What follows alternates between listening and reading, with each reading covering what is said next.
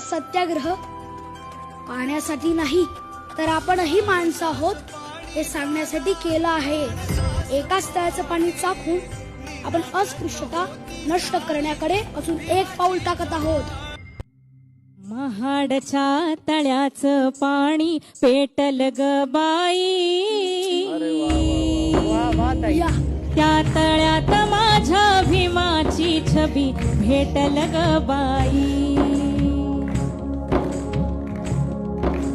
भीम नावाचं इवलं रोप दारी लाविन ग, त्या रोपाचा बोधी वृक्ष आभाळी जाईल ग.